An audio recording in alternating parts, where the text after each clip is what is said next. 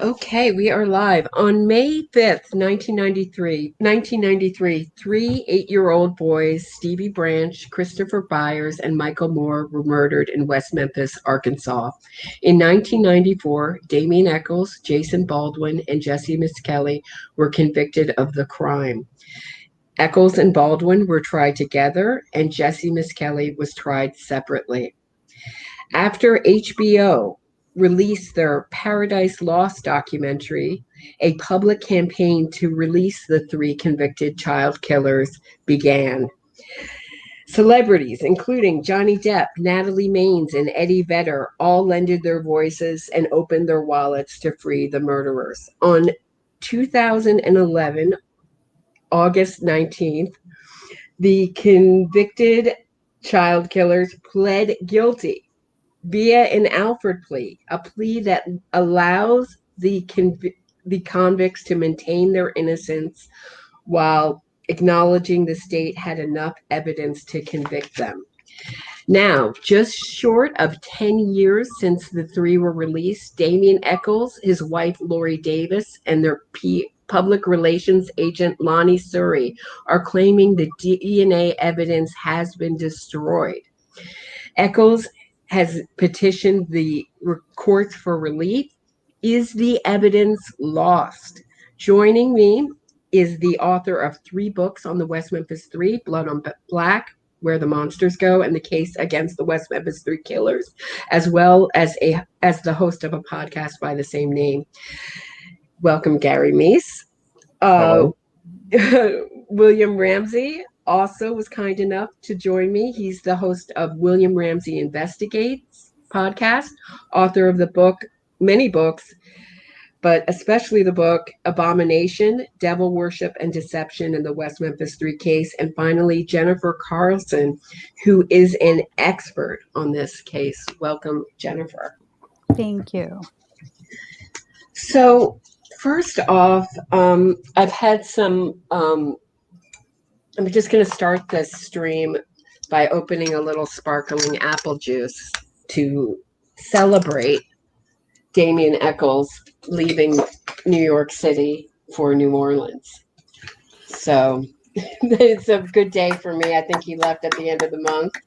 Congratulations. I've been living many years. My condolences to the people of New Orleans. But more on topic of this, Jason Baldwin has had made a public outcry that the state has destroyed the evidence, Echols, but there's one person missing in this, Jesse Miskelly. He seems to be saying nothing. Where is Jesse Miskelly in this story? Where's Jesse Miskelly been in the story from the beginning, right? I mean, exactly. from the time of their arrest to the present. Not very public, not talking very much, but I think that's his role, if you've been declared with an IQ of 72. But it'd be interesting to see what they say. But some of these statements by Damien Echols are something else. I think he tweeted July 7th, 2021. The state of Arkansas continues to attempt, interesting language, to prevent this testing from happening. It's like a conspiracy by the state of Arkansas, when his side should have all the evidence, because they spent near $200,000 back, probably starting 2005, 2006, to individually test through very well-known outside third-party scientific analysis corporations to test that evidence. So why don't they have it? Mm-hmm. Yeah, that's a good point. Jennifer, can you talk about the history with this DNA a little bit and how this whole thing, I mean, they've been out for 10 years. When they took their Alford plea, they swore that they would be fighting on the outside. Can you talk about how this all came about and the history with this DNA? I mean, I know that there's some people who are going to say Terry Hobbs, but it was, I hate to even use his name. The second stepfather that they accused, it's his didn't they find his DNA? Can you clear up the whole DNA issue? Sure. That DNA was from a hair, and it was prior to the 2011 DNA testing that happened just prior to their release. So there were some items tested in 2011, right before Echols attorneys reached out to the prosecutor to try and work this Alford plea deal. And as far as I know, nobody except Echols attorneys have ever seen those results. They are not public. They're not in the court record that I can find. All that's in there is a status report from the defense or Echols attorneys stating that the testing was complete. And it only mentions one item. It doesn't mention the results of any of the other items at all. And what are they asking to be tested? Gary or Jennifer can answer this. What is Echols asking for? What evidence are they asking Currently, for? He's not asking for any testing at this point. Thank you. He's not asking for any testing. All he's done is file a legal complaint about the keeping of the records, and he's unhappy with the way the records on the evidence, and the evidence itself has been preserved, but the records concerning the evidence also have not been preserved to his satisfaction. He thinks that he's basing this all on the new prosecuting attorney for that district. What's his name? Keith Cressman. Anyway, Cressman has said his understanding is some of the evidence has been misplaced, lost, possibly destroyed in a fire. And this has been somewhat confirmed by the mayor of West Memphis, who, look, I know that I had a lot of dealings with the guy back when I worked there. He was on the city council. He's kind of a clown, so I wouldn't really make a whole lot of big deal of anything he says. I mean, he is the mayor, but for instance, they're opening the I-40 bridge that's been closed for about 3 months this weekend, I believe, or maybe it's on Monday. He said he's driving his Tahoe, the city's Tahoe, across as maybe the first person to cross, but he says he's going to wear his life jacket just in case. I mean, it's a joke. The guy, it's just hard to take him seriously. I'm sorry. And anyway, Echols has not, the team has not made any filings concerning retesting. They could have done that any time in the last 10 years. They haven't done that. They could have done that when Bob Ruff plays an important part in all this, got in touch with him for his TV special and that aired last April or so on Oxygen. They didn't do anything then. They left it all up to Ruff. And Ruff has no standing whatsoever to ask for evidence to be turned over or retested or anything of that nature. It's not clear that anybody really has status to do that at this point. Damian Echols, Jason Baldwin, Jesse Miskelly Jr. signed away all rights they had to any sort of legal action regarding the murders of these 3 little boys when they took their plea deal back in 2011. They have no right to file any action whatsoever about much of anything on the basis of what these papers say. So Damian's filed a complaint, and I'm not sure he really can do that. I mean, the court probably will let him get away with it because courts seem to let him get away with things, but he doesn't really have any standing even to do that. You or I could probably go do it and be in more compliance with the orders than Damian is at this point. And William Ramsey, you just talked about, they spent $2,000. $200,000. Thank you. $200,000 to get this tested. So I just want to, if I have to hammer home this point. So they looked like they were almost going to get a new trial with this evidence. They get it back, and instead they asked to plead guilty. They asked for this guilty plea. And so I guess my question is, there's just such an element of public relations in this. Like that, in my opinion, that's a really slick public relations move, because the press wrote, oh, they had this exonerating DNA evidence, but they never had to show it. It's just in the public's mind that they were exonerated by DNA evidence. Right. Can you Great talk point. about the role of public relations in this case? Right. Well, they got this very well-known public relations expert, Lonnie Suri, and I guess he's still working for him. I don't know, but why would you need somebody from New York City to handle your case? But I think that that's always been their real skill, is manipulating the court of public opinion, much more so than skill they had in manipulating the in-court,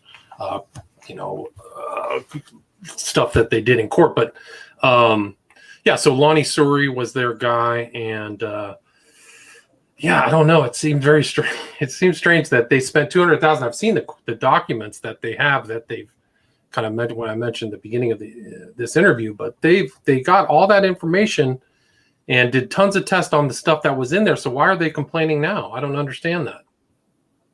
I don't understand it. And then also, Bob Ruff did an interview with Lori Davis, who is Eccles' wife, and Lonnie Suri. And Lonnie Suri introduced himself as a case advocate.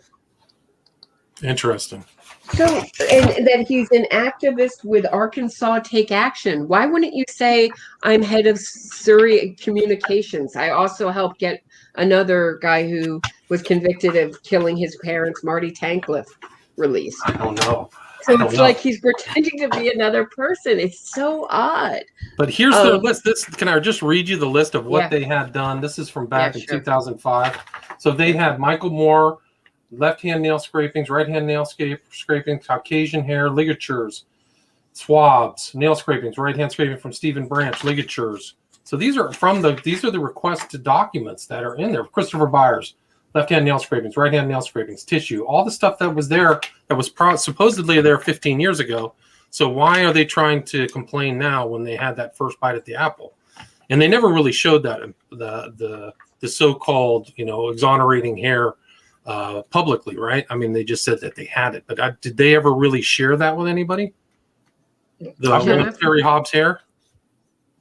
They have shared that DNA report. That's on the Callahan website. Gotcha. But I can do you one better. They in 2011, the stuff that they wanted DNA tested right before that was tested right before they asked for the Alford plea.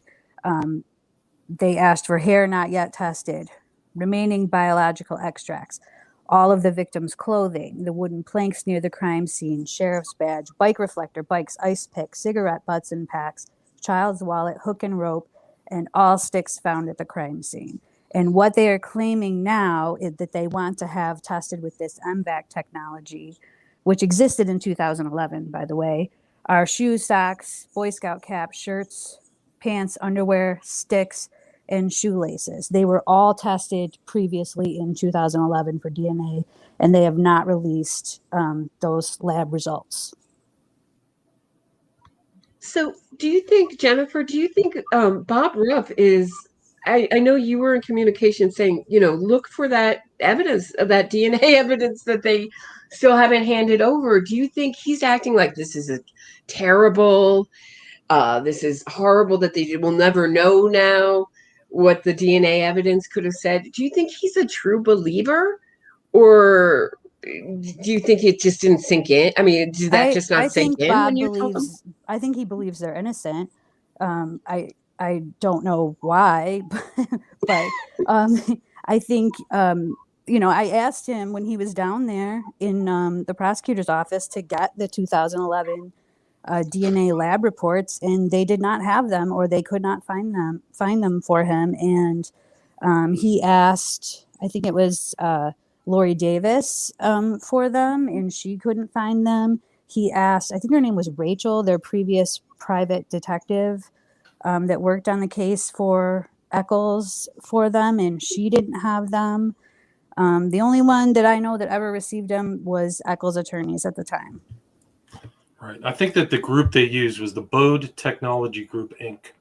At least that was what it was back in 2004, 2005. Yeah, that's correct for 2011 as well. Right. Okay. Bob Ruff stated in one of his recent podcasts about this after this all came out. He stated, after you heard from different people, he stated his theory, which is that none of the evidence has been destroyed. The West Memphis police is just conspiring to keep it from the West Memphis 3. That's his theory. He has no basis for this theory except his own paranoid fantasies. But he doesn't have much basis for many of his theories, honestly. I agree. I agree. Having listened to everything he's ever done about the West Memphis 3 at least once, and most times 2 or 3 times, he doesn't have any basis for a lot of what he says. And even his facts are often wrong. So, you know, he's not a credible source on any of this, but he is the one who got this whole thing started by making the noise about the MVAC technology being available, which it was available back in 2010, 2011. I find that ironic that he's claiming they need to get this MVAC testing done, but he won't press them to give him the reports from the 2011 DNA testing that they already have done. He won't even ask them a second time for it. Well, I think we should, maybe we should tell Bob Ruff about this new technology called like a CD player. We can maybe send him one. It's about, it's just coming out. See, the special gift. Eccles too. I mean, you made the point, Gary, that you thought was the most important, that it's not new. Why do you think it's so important why do you think they keep saying it's new technology? Because it's a convincing argument if you go to court to say, oh, this may be convincing. At least it's a reasonable argument to go to court and say there's new technology that we didn't have at the time. Mm-hmm. So we should be able to retest these with this new technology. The problem is that the technology was available to them then. They didn't avail themselves of it, apparently. So that's not on the courts to remedy that problem. That is a problem that Damian Eccles needs to take up with his consultants and defense counsel if it's a real problem. One other thing I want to make a point is all this noise about missing evidence, and you have a very good question there, is the evidence missing? And Bob Ruff says, no, it's not missing. The fact is we don't really know what's missing, when it was missing, why it's missing, who caused it to be missing. And a lot of the reports on this are based on such things as an unreported source telling Janice Broach, who's a reporter, longtime reporter, and knows everybody in the West Memphis 3 case, she got some information about that from an unnamed source, but we don't know who the source is. And it's a TV report. They're going to do anything for ratings. And it makes better news if the West Memphis 3 evidence is missing. And this is a win-win situation for Eccles and his team, because no matter what happens, they're going to look like the victims. If they can't find some of the evidence, then he's the victim. If they go to court and the court shoot them down, he's a victim. They go to court and the state can't come up with some of the evidence, he's a victim. Now, everything that happens is he can play to his benefit. There is no downside to him for this, except ultimately it's going to be the only downside is going to be ultimately ineffective in anything except in the court of public opinion that William referred to, and that's all he really cares about. And what is Mara Levitt's? She says she's submitting Freedom of Information acts. What is her role in this case? Gary. Currently or back in the past? Because I don't know anything that's recent. Yeah. I don't know any recent stuff about her. Well, she has filed recently for she filed a Freedom of Information Act request for information about any fires that had occurred, since there was a report that a fire may have destroyed some of this evidence. and she asked for it for 10 years back, which didn't really help since the mayor said, well, it might have been 15 years back. So she went back and requested for 15 years. I don't know how well, or I have an idea because I've been in there a little bit, but I don't know exactly how well organized the records are at the West Memphis 3. The West Memphis Police Department is, and the fire department. They're probably not that well organized. So going back for records for 15 years and looking through all those records of all those fire reports and finding the ones that may have involved city property could be a very complicated job, and some records may have been misplaced or lost, which does happen. And so, which will give fuel to conspiracy theorists. But the fact is they were not able, they complied with her first request. They haven't complied with her second request.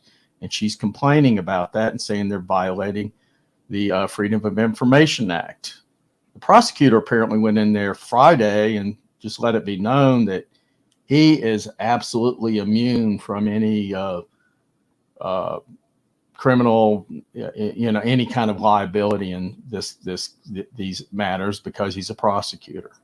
So if they want to pursue freedom of information violations or anything else, then he's exempt from all that. So I have a question, and I guess it's to everybody. Did we lose William? We lost William. Oh, here, hold on. I'm here. I'm back. Sorry. Okay. So are they saying that the state of Arkansas, for some reason, after the West Memphis 3 asked to plead guilty, and I put up the links to their liability claim thing that they signed, and the Alford plea at the top of the live chat if anyone wants to read them.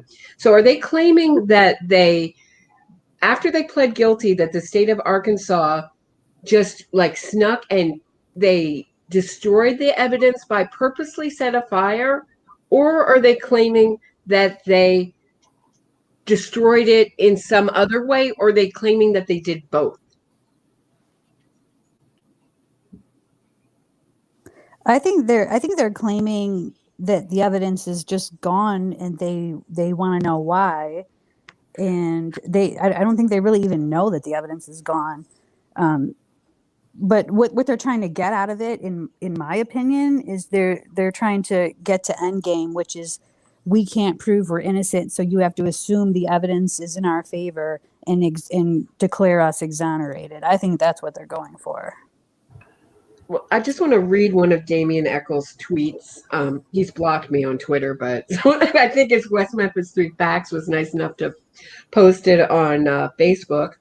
The West Memphis Fire Department appears to have decided to aid and assist the police department in destroying evidence and thwarting justice. They are currently breaking federal law. So he's making specific claims that these guys, and I invite my audience to look at the press conference they did when they got released. William, can you talk about Mara Leverett's book and the press conference, those two things? I guess they just they said, oh, we're going to fight from the outside, but Mara Leverett has an interesting history. Her book, Devil's Knot. Can you talk about that? You want me to talk about it? Yeah. Yeah. Oh, yeah. Very interesting history, because the proof copy of it was found in the Damian Eccles storage locker when they just didn't pay the storage locker. And there was very, very interesting information in that storage locker, not just this pre-signed book. And there's pictures of Eccles' wife, girlfriend, whatever, with Mara Leverett's girlfriend. She is, I think, a lesbian. So they're friends. They were friends back in 2004, 2005. I think the book came out right around then. And so you got to kind of wonder about some objectivity. And there's a lot of problems with Mara Leverett. Other than, when I used to have my YouTube channel, I had a video of her sitting with Baldwin laughing and kind of goofing around while somebody asked her a question. She said nobody saw these people. They would have been all muddied, but that was really a central component of the court case back in 93. And I just also like to make a point that the timing of this interview we're having right now is pretty remarkable because it's almost 10 years to the date of when they got released, right? So the probation of Eccles and Baldwin and Miss Kelly is probably coming to an end here very shortly, probably in the next week or two. But yeah, Mara Leverett, that was like one of the head scratchers when I really started getting into this whole case was why is this the book of record? Why are there glaring omissions in this book? And why, what is her relationship to some of these people and what type of person she is? And so I think that, very questionable, definitely not, in my opinion, not objective. She's in Arkansas as well. And I don't know what her friends are, but what the heck is Eccles' wife doing with her girlfriend/wife? Right. And also you're talking about a book before it's released. It was sent to Eccles. And so you're talking about proof copy, meaning that it hasn't been released and she's asking for her input before it gets released. Right. And she's presenting herself like she's just this independent journalist. Right. And I thought, she also tried to get, was it Mark Gardner out? Was that another killer out on death row? Is that right, Gary? Or am I wrong on that? She wrote about the boys on the track, but another interesting point is that, what was it? It was that I just lost. No, I don't remember. Yeah, but there's very serious questions about her. She was very involved with the boys on the track. In fact, she just has a book out about that. I'm not trying to give her free advertising. I want to say briefly before anything else is that on August 19th, it will be 10 years to the day that they were out and they signed these papers. And apparently at the end of this probation period, then basically the case just dies. I mean, it doesn't go anywhere. There's nothing left to do with it legally whatsoever. And so if there was any legal action that needed to be taken, it needed to be taken sometime before August 19th. So we get down to just days and weeks before this date, and they find a pretext to file this motion with the courts to complain about the way the evidence has been held. And I really look at it in a certain sense as Damien Eccles trying to squeeze back in so he can make his case and his lawyers talking about, they may be a compensation. We may have to sue. It may abrogate the plea agreement that engineered their release. Everything's going to be on the table. I don't think the courts are going to look at it that way, but I mean, I don't know, because I don't know what's going to happen when you get to court. But I don't see that happening. However, they are able to make this plea to the public. And if by some chance they somehow prevail and squeeze something in at the last minute that they can keep going on in the courts, then they can keep this going on forever in the court system. Now, they've done nothing for 10 years to try to do this, but they wait till the last minute to do this. Right. I remember what I was going to say about Leverett in the storage lockers. I think there was a note that there was a payment to be made to Reardon and Horgan for analyzing her book. So they went through and sifted through her book to see if there was anything incriminating or anything like that. So that was also kind of interesting that the lawyers took the time to make sure that everything in the book was acceptable. She was promoting the so-called innocence of this. I just don't have his name off the top of my head, but Jason Baldwin's little scheme down in Austin, Proclaim Justice. He was piggybacking on the release of this guy on probation after serving like 20 something years in prison, as if he somehow engineered his release. Here's a picture and here's a big, Jason smiling, hugging the guy and all this stuff. And, it's just a routine, this is how we handle murderers after they've been in prison for a while. At some point we got to let them out. We don't have to let them all out, but some of them we're going to let out. And she was promoting, Mara was promoting that for a very long time. I want to remind everybody, for a long time, she was promoting the idea that the late Mark Byers, she didn't say so explicitly, but so much of the book was devoted to the bad dealings, literally bad drug dealings of Mark Byers. And it made him look like a really bad guy. Man, he would be the perfect alternative suspect. And guess what? He wasn't. He never was. Right. He was the first Terry Hobbs, right? It was Byers. Oh, yeah. Yeah. You know, at the hearing in 2013, it was interesting because Byers was there and he was on crutches and Mara was there. And this was the hearing about some evidence that Pam Hobbs wanted to see. And Jason Baldwin was there. It was a whole bunch of characters were there. And Mark Byers has very long arms. He reaches across the aisle to Mara and motions for her to offer her hand. And she looks over at him and then sort of reluctantly hands her hand over to the guy. It was so strange. But they made peace at some point.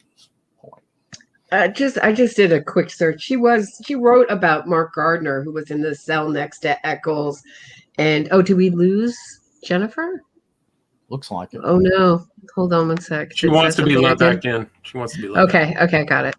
Sorry about that. If that Sorry. that's okay. Sorry if that was my doing. She wrote about him and she wrote like my friend Mark is on death row in October 1999.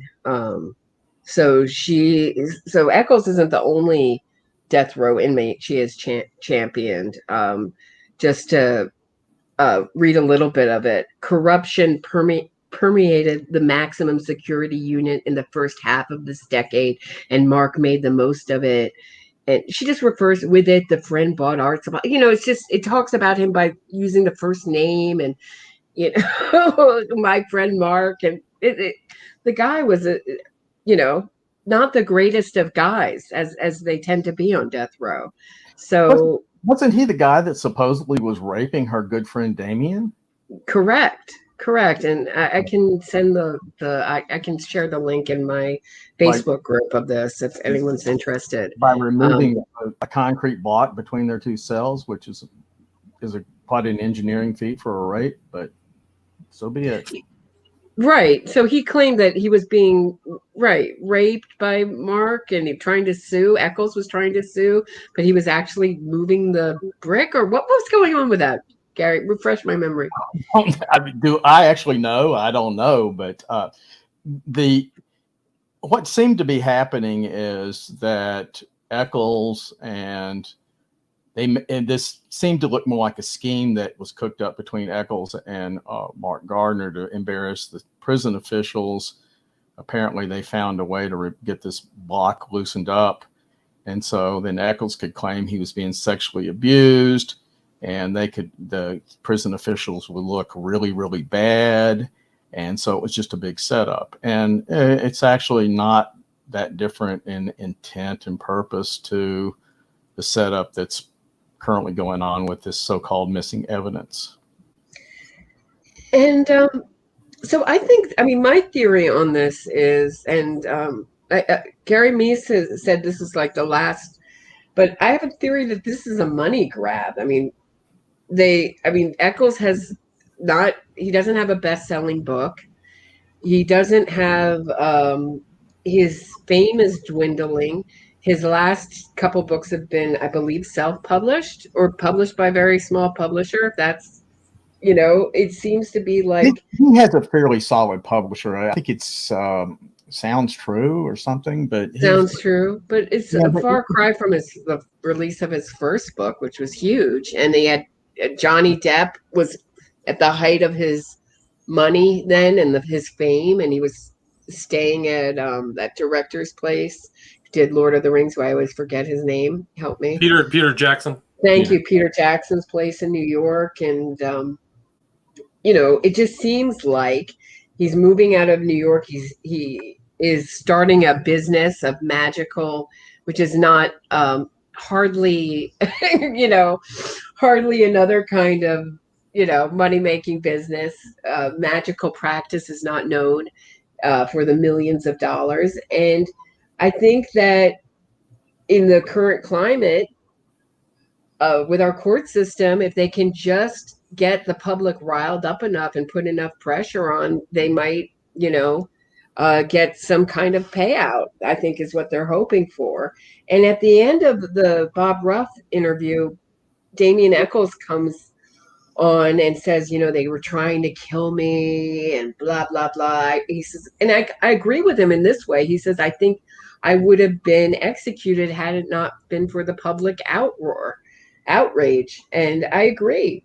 So then he asked for donations because they need money. I'm quoting, they need money to get done what we need to get done, unquote.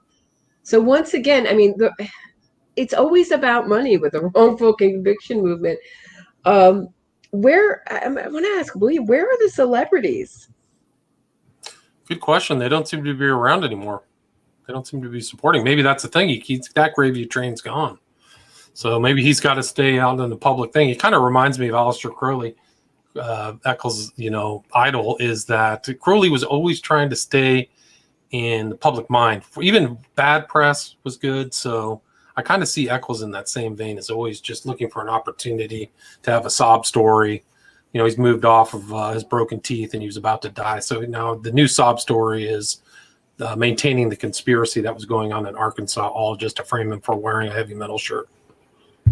And they changed their story. Jennifer, can you talk a little bit about how they changed their stories, the West Memphis Three, their supporters don't seem to pick up on it?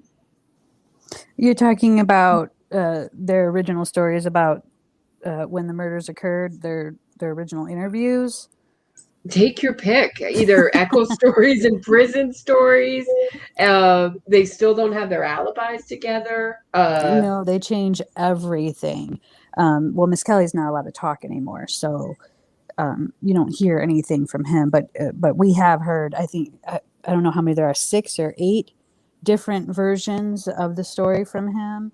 But the one consistent thing in all those stories is that the 3 of them killed the 3 little boys.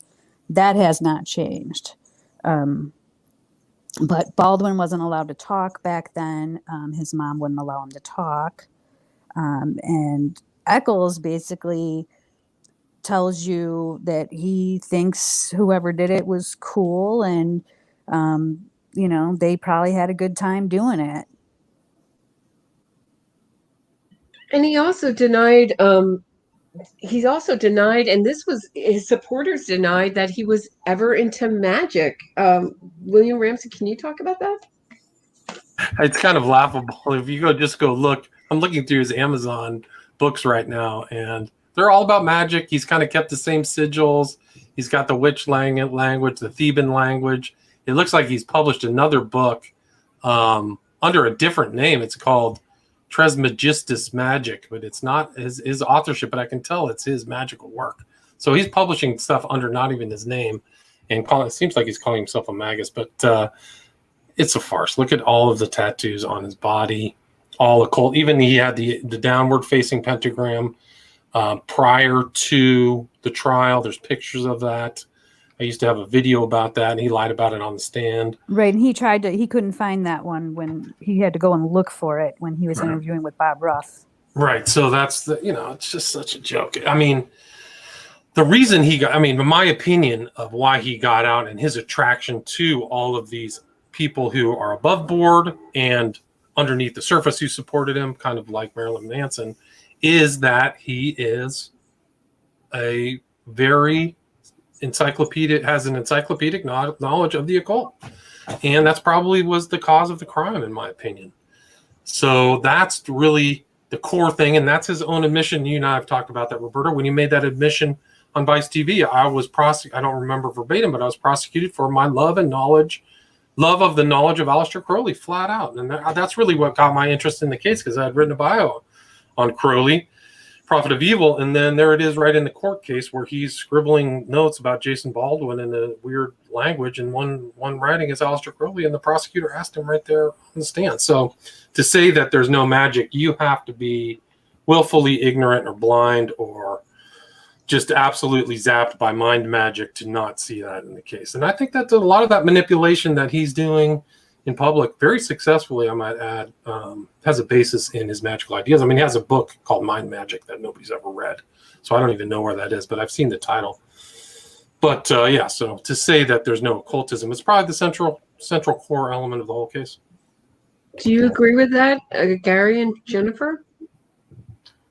I think it is the defining feature and purpose of Damien Echols' existence. Everything he does, it has for virtually his whole life has been centered around magic.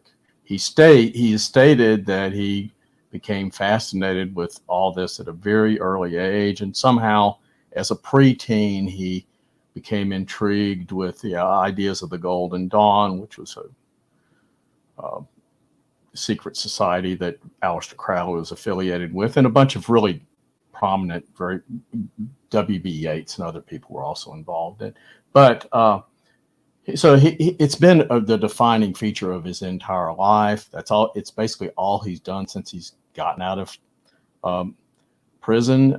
He and Lori have a new book coming out called Rituals next year sometime. So he's keeping the books cranking. He reminds me of people that I used to see pop up like the new back when the New Age thing was bigger, where they would like do a circuit and they'd travel around to these little bookstores and give little talks, and people would give them donations and they'd sell 5 or 10 books and they'd move on to the next little bookstore someplace. And he's not quite getting to that level yet, but he will sooner or later, I think, because the interest is just not. His books really don't sell that well, except for his biography is sold pretty well. But the rest of them haven't really sold that well. Even up for magical studies, they don't sell that well. And so at some point, there's diminishing returns with all this. And I think it's instructive to look at how Aleister Crowley actually ended up at the end of his life. He started out wealthy, successful, relatively good looking, athletic, and he ended up a broken down heroin addict living in a rooming house at the ass end of England someplace. So Hastings, yeah, he was in Hastings. Yeah, I don't think it was the nicest place to live in England at that time, but I could be wrong. No, I don't think so. I would think it was just retirees and older people. Yeah, but he was a heavy duty heroin addict. Right, and I'm certainly not suggesting Echols is a heroin addict. I don't know what he does in terms of that. I wouldn't be surprised at anything, but I'm not suggesting that. What I am saying is, there's going to be diminishing returns with this over a period of time, but he's milking it for all it's worth. And as I say, all this is William has alluded to, Jennifer's alluded to, you've alluded to. It's all about the PR. It's all about looking good, and the public perception and the actual facts don't really matter with this case. They never have. Why is the press? I mean, why the mainstream press doesn't seem to put out anything but that the West Memphis Three were wrongfully convicted, that they were released with DNA evidence? Does anyone have any idea why the press is so poor on this case? I think that was one of their central, once they got at least Reardon and Hogan, my understanding is that was really one of their central approaches to the case. It wasn't just an in-court case, but they are, aside from having talking about thanking Johnny Depp for paying his legal bills for the month, which were like $30,000 or $40,000, they're talking about getting friendly reporters to go to Arkansas. Reardon is specifically stating these things. So that is back in 2005, 2006. So I think that was really, even before they hired Lonnie Sorey, there was always an intent, at least with the more sophisticated attorneys that were outside of Arkansas, a more sophisticated intent to get friendly reporting done on this case.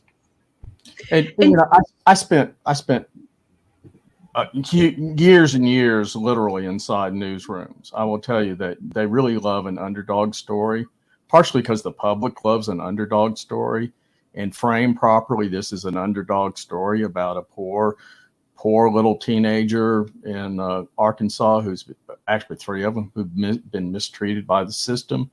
And reporters are real suckers for all this, and they love it. And even if it's not true, they will buy into it. I've seen them do it over and over again.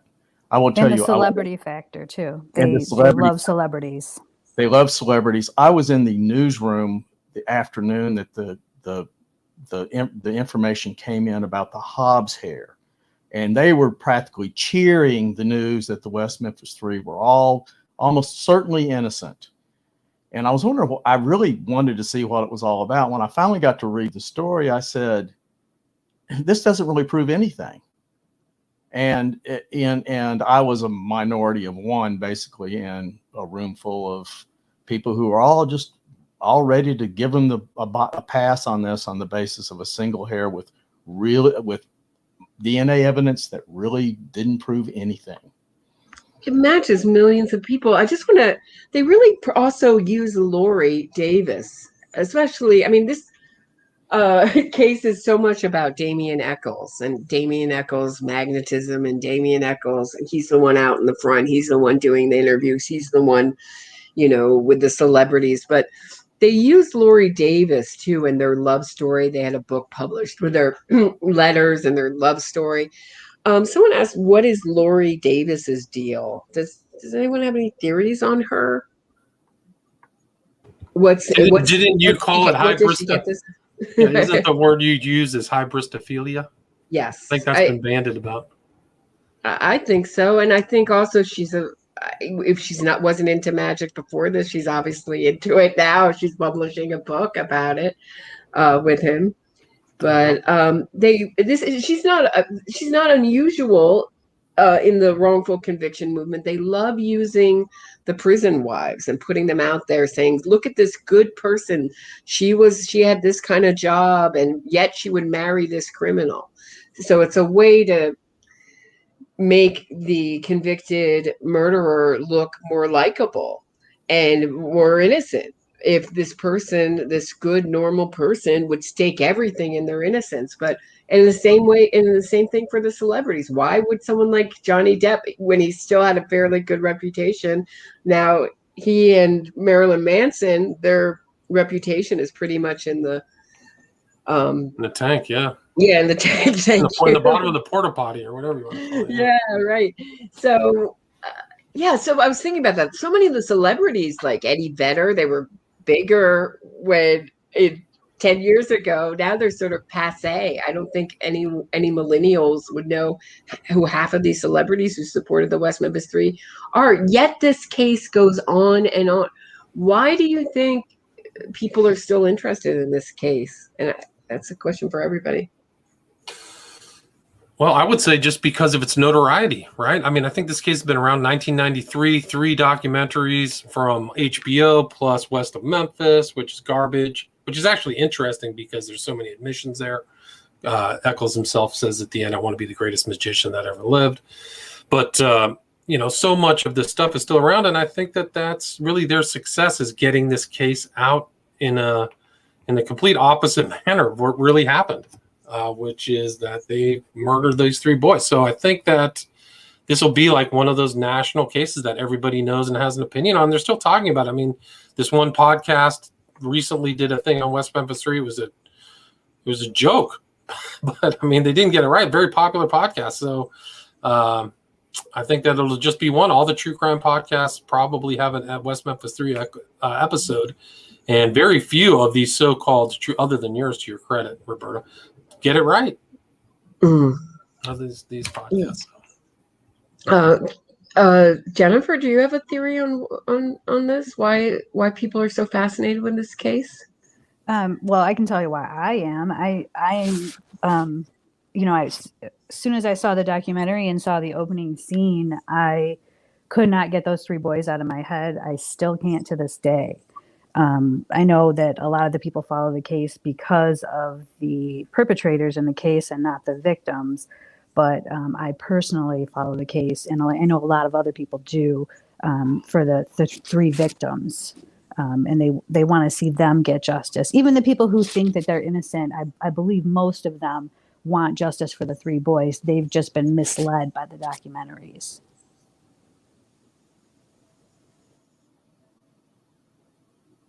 Oh, Gary? Well, I was there. I was basically working in the commercial appeal newsroom at the time all this coverage was going on, and so I was very aware of it. And the sheer horror of the crime was bad enough. At the time, my son was more or less that age, and so it wasn't hard for me to project my son into the image of these boys, and I still can do that.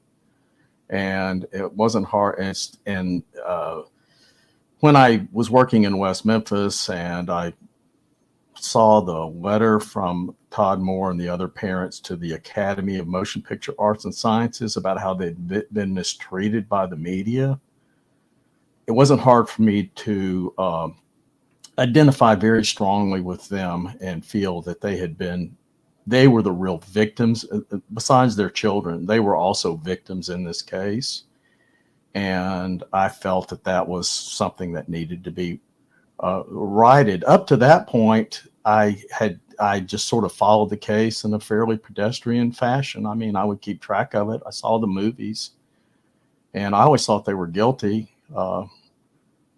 But I wasn't as aware of some of the evidence as I am now, I think pretty obviously. But I always thought they were guilty, and with good reason, but could explain it. But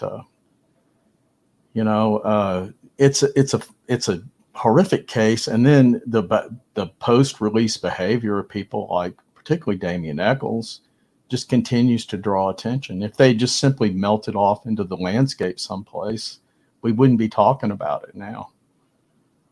The interest would have dropped off. Instead, he had all this huge celebrity factor going on for a long time, and invited to speak for UN events and colleges and so forth. He had a real aura of respectability for a brief time until he kind of blew that with his ceremonial magic. But there's all that going on. It's very high profile, and it continues to stay that way. It doesn't surprise me in a certain sense. I just wonder where it's all going to eventually go, and I don't have any idea. I was totally duped. Oh, sorry. I think it's going to be a household. I would think it's going to be a household term that people are at least vaguely familiar with, even like Lizzie Borden or something like that, when they don't know any of the facts of the case, but they're aware, there was this horrible crime and her name's attached to it from 100 years ago, 100 years from now. I think that's where it's going eventually. I will tell you, I was totally duped by Paradise Lost as a young person. And I think when I heard, I guess around, was it before or after they released, it was Ed Opperman's show. It was the first time I ever heard anyone say that they were William Ramsey, Dave McGowan, that show. It's the first. That show's still out there.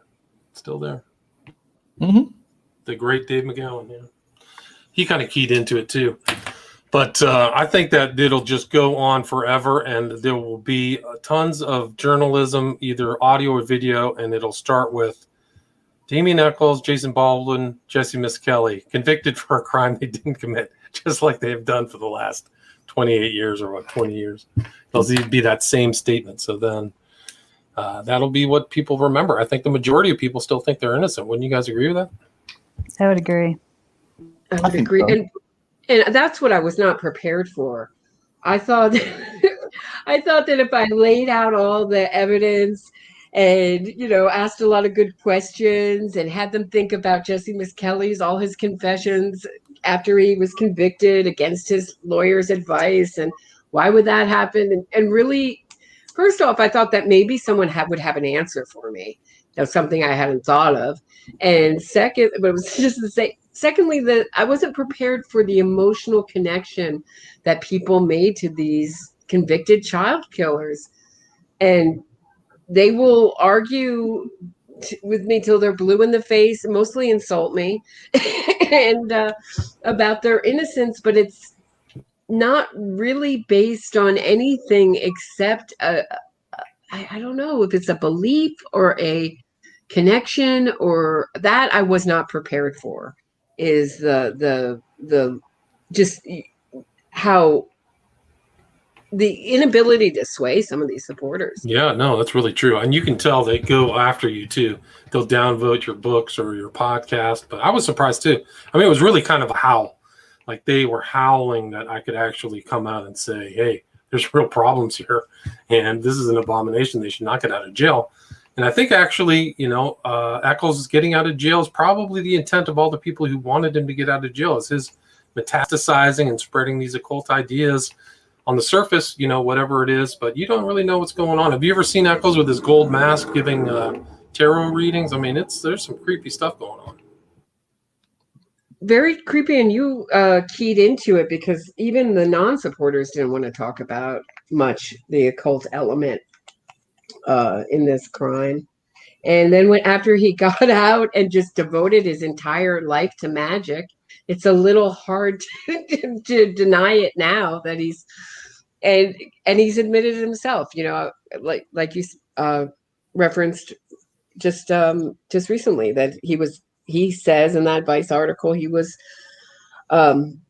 convicted for his love and knowledge of Crowley. So there you go. I don't think we could ever. Part of the appeal for this is Eccles has very effectively played upon perhaps not a universal experience, but a very common experience. One I certainly share and I can somewhat identify with, which is being the kid, the outcast kid who doesn't quite fit in, which every teenager feels this, I think. Maybe they all don't, but the outcast kid who doesn't quite fit in with society, and everybody mistreats him, and then they all gang up on him at some point, and he's the victim. And there's a lot of people who really identify with teenage Damien Eccles as this figure that is a mirror image of themselves. Right. Until they realize that he, used to kill and torture animals and keep their skulls in his room, and all of the weird stuff that he was doing back then that normal teenagers who just feel like outcasts do not do. Right, except they'll just simply deny that any of that ever happened, even if you present the evidence to them. Oh, well, who said that? Oh, it was Jason's cousin. Well, why did he do that? Maybe, they're never just going to take what seems obvious as the obvious answer. They're always going to come back with well, why was this and why was that? And why did they get released? And, there's some really good reasons why they got released. And it had a whole lot to do with Scott Ellington not wanting to have his ass handed to him in court because he didn't know what he was doing. I think it had a lot to do with Dustin McDaniel and Patrick Banca as well, because I don't know if you noticed this, but Dustin McDaniel is now on the letterhead that Patrick Banca set in. They're law partners now. Yes, I've mentioned that in my podcast, and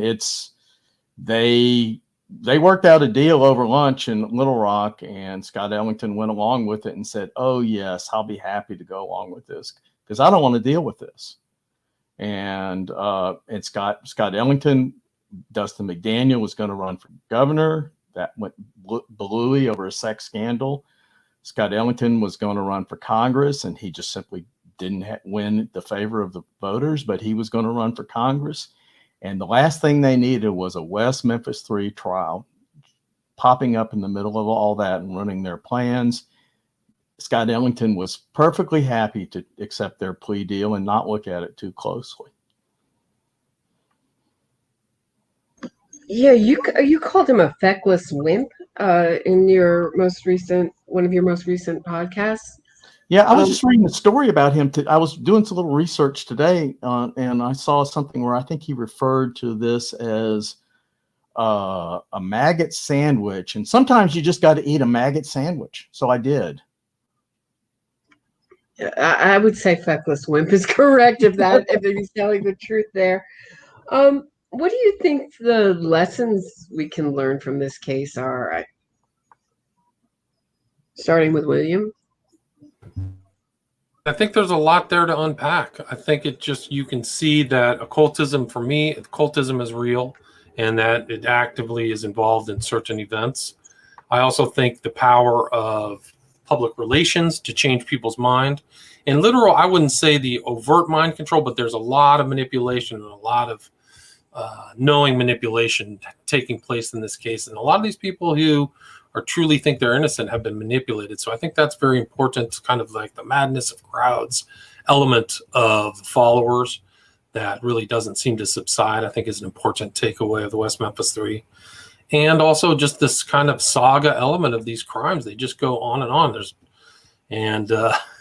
This case just doesn't seem to end. It just a new wrinkle pops up, whether it's whether their storage locker gets exposed and he's writing about I am the devil and talking about Lori and ball gags and stuff. I mean, there's just so much information that keeps coming out. But I think there's a lot of takeaways for kind of media, understanding the media and understanding,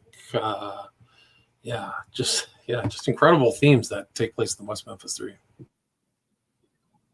Gary?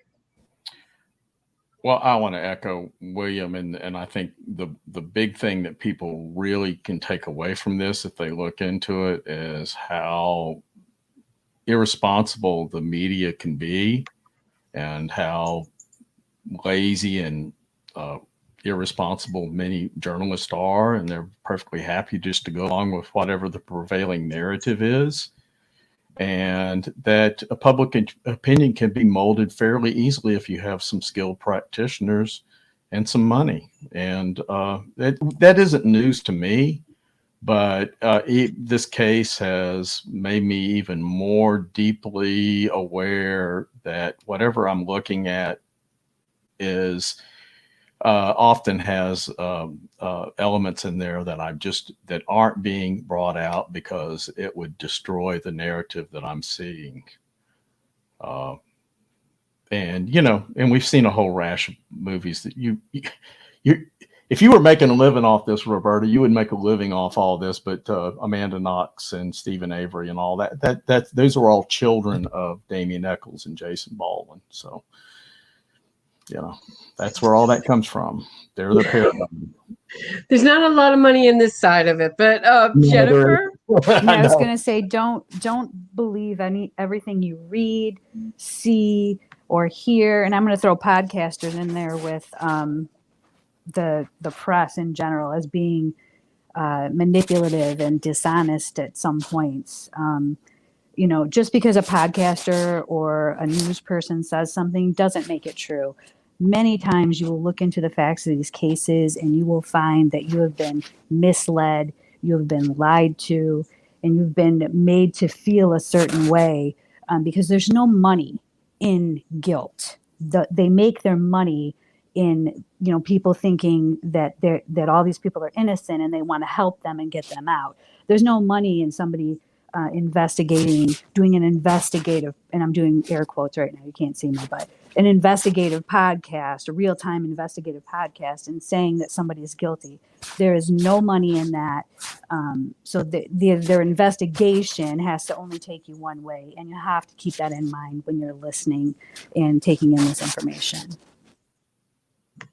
Agreed. Everything. I mean, this is a really, just to sum up, I think this is a really sophisticated wrongful conviction PR case. And if you can understand all the sleights of hand in this case, you can understand how the whole movement works and what it's about.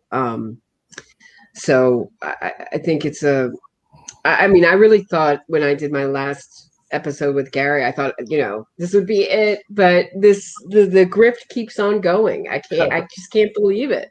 I really thought I was done with this case forever. So, anybody have any questions? We've been going for more than an hour, so I think we're almost ready to wrap it up. Anyone have? When did Jason get divorced? Does anybody know when he got divorced? I don't know exactly. I know he was complaining about being locked out of the house a couple of months ago. I haven't really looked at the divorce. I don't even know if you can access the divorce records in Austin to find out the actual facts on that. Probably can, but I haven't tried. Yeah, I would love to talk to Holly Baldwin and get the. Maybe but Mara these Leverett people can tend to- file a Freedom of Information Act request and get us those records. They may well be on record. I mean, it may be probably is, but I just haven't done it. I try not to get too involved in their personal stuff, but it's kind of hard not to. So Gary, where can people find you? Well, you can buy my books at Amazon, and I'm still doing a podcast called The Case Against. William? Most of my stuff, it really is on my podcast now, William Ramsey Investigates. So you can check that out on any podcast service, iTunes, Podbean, any of those. And all my books are available at my website, William Ramsey Investigates. If you want to get Abomination, it's dated now. It's published in 2012. But you can buy it there. And I just published a new book, Global Death Cult. It's pretty dark stuff, but that just came out. It fixed all the formatting, which was a whole nother story. But also, I have 5 documentaries on Vimeo. You can learn about Aleister Crowley there, Prophet of Evil, if you're interested. Jennifer, anything you want to plug? No, I've got nothing to plug. I'm just a mom. So a mom and a wife. You can find me lurking around the internet. Excellent. All right. Thank you, guys. Thanks, everybody. And thanks, everybody, for showing up. And thank you to my Patreon supporters who make this possible, and to my producer, Addie. Thanks, everybody. Thank you. Thanks, Roberta. Thanks for having us.